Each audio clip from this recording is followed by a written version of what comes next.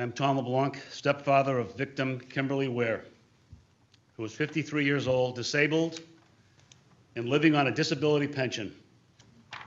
Her greatest fear was becoming homeless, so her mother, Pat LeBlanc, and I purchased a home for her in Paradise, allowing her to easily walk to Safeway, the library, the food bank, and her pharmacy. Even with her limited resources, Kimberly, who adored her pets, also bought consumables for her network of less fortunate friends, from which she gained much pleasure. She was offbeat, brilliant, witty, funny, and a challenge in her own childlike manner of understanding danger. On November 8th, 2018, in a matter of 4 hours, we lost our retirement home and all of our lifelong possessions. The home we bought for Kimberly and all her possessions. And the realization that Kimberly never made it out of her home and was killed in that blazing fire. The loss of our neighborhood and the loss of our beloved town, Paradise. The loss of Kimberly has deeply affected the mental health of her two siblings, Kent and Rebecca. In the early weeks after the fire, Ken had extreme difficulty focusing on just simple tasks. He had trouble sleeping and experienced anxiety and depression. Rebecca was depressed for days over the thought of how painful Kimber's last minutes were being overcome by fire and the breathing in of soot-filled hot air. These people up here on the wall they had lives. They're not just statistics. They had names. They were grandmothers, grandfathers, fathers, mothers, sisters, brothers, and in 4 hours, gone. A few days before November 8th, 2018, PG&E sent robocalls to all residents advising they would be working on inspecting a transmission tower. Are you kidding me, Your Honor? That tower was built in 1919. It outlived the guys who put it up there. But the repairs were never made. And today we know the consequence. Might this suggest that they knew there was a high risk in our area with these robocalls? Then on the morning of November 8th, a neighbor advised us that a wildfire was raging and headed toward Paradise. Shortly afterwards, we received a mandatory evacuation. My wife and I grabbed as many essential items as we could with the intention of driving across town to rescue Kimberly and her beloved pets.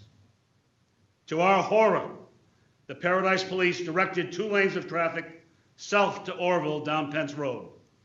Traffic across town was impossible. And we were forced to follow the flow of traffic directed by law enforcement. This placed an unimaginable guilt on Pat that lasted for several months.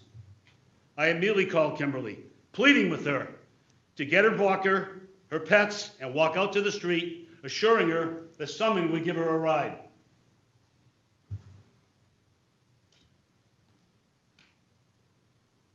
Pat and I spent the next 5 days searching for Kimberly at all of the staged shelters for displaced families.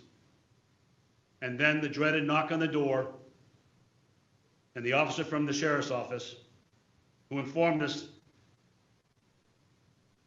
that Kimberly's remains were found in her home, a home where she had lived feeling safe, secure, comfortable, independent, and with family close by.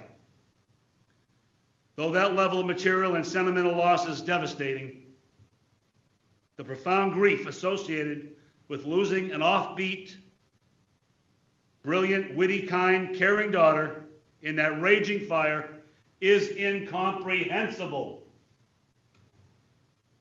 Being unable to rescue your child is an incalculable parental nightmare. This fire could have been prevented.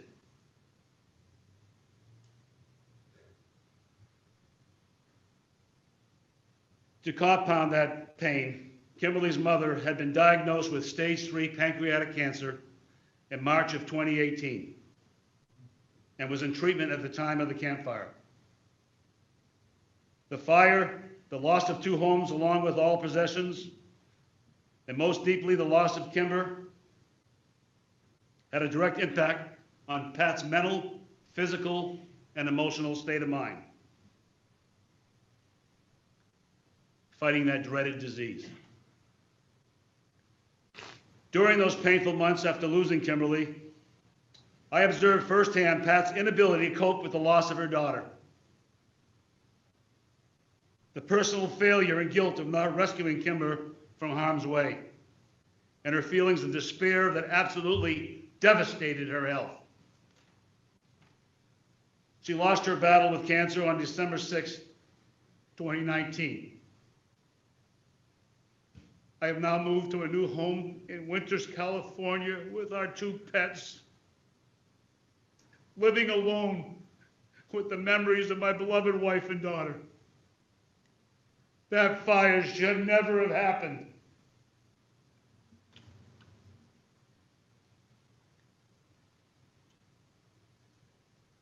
At Pat's celebration of life, both Kent and daughter Rebecca spoke of the positive impact Kimberly had on their lives and on their community. Her presence, her humor, her quick wit, her unique personality, her interest in spirit, and her love of her animals and friends elevated our community of Paradise. She had real comfort with her own home and her family nearby. That fire which caused the death of our Kimberly should never have happened. In closing,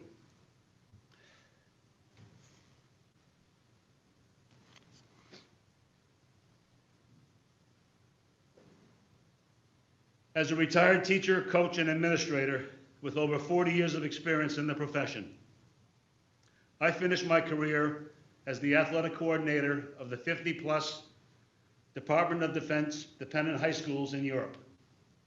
At all times, I was constantly committed and dedicated to teaching these fine young athletes the importance of honor, respect, integrity, and sportsmanship. To ensure that all games were played with the spirit of the aforementioned, we hire officials, referees, and judges to ensure a level playing field. PG&E abdicated their responsibility to enforce the rules of safety to the citizens of Paradise, and thereby causing untold damage to the lives, the livelihoods, and the possessions of an entire town. In sports and in life, when one breaks a rule, a penalty must be assessed. Unfortunately, PG&E was busy putting profits and bonuses first.